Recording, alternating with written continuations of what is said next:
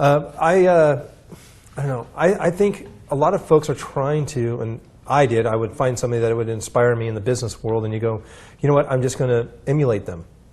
And you know, when I first started my art business, you kind of do the same thing. You copy. Mm-hmm. When you're a musician, you grab a guitar and you figure out how to play Stairway to Heaven.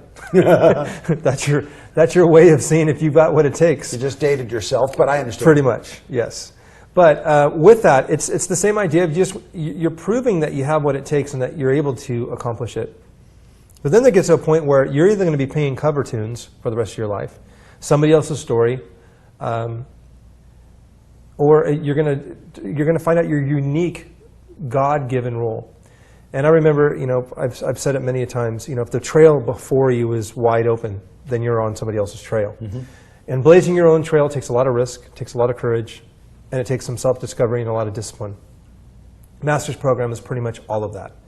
And so you're in the right place at the right time.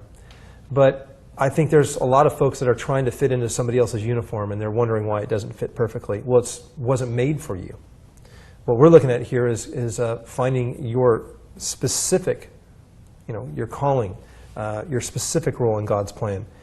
And one thing I love that you've always said about the calling is your God-given, unique kingdom calling is so unique that nobody else can replicate it, nobody else can fill it. It's not designed for anybody else. Mm-hmm. And the other part of what comes with that is there's no competition if you live in your role. Right.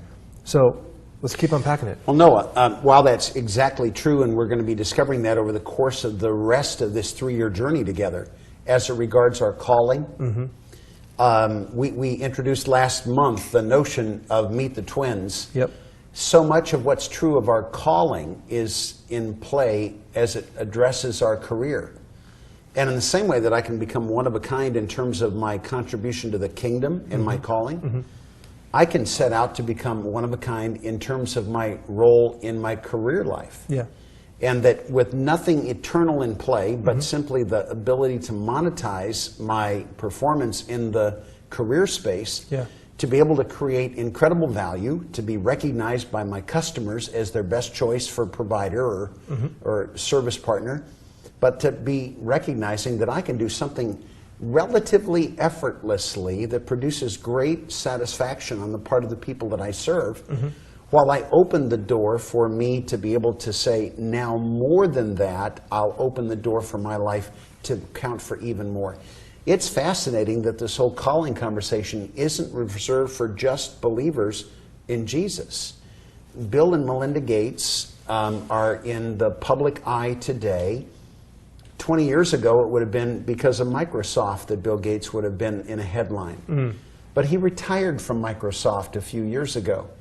And having made the top of the Forbes 400 list of wealth in the world, he now devotes his primary time, along with his wife Melinda, in what they would call their calling, which is small c, which is lifetime, not eternal, which is in this world system, not in God's kingdom.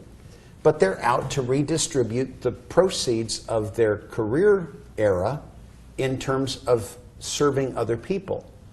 And the issues of education, of eradication of disease, of birth-related things, they're giving what they've amassed in their career away in what they call their calling. Well, in the same fashion. And be specific on the small c. In the same fashion, small c changes the world up to the end of a lifetime. Capital C, calling in the kingdom context, can make a positive addition to this lifetime, but generates even more impact in the next. Because it leaves an eternal legacy, not just a lifetime legacy.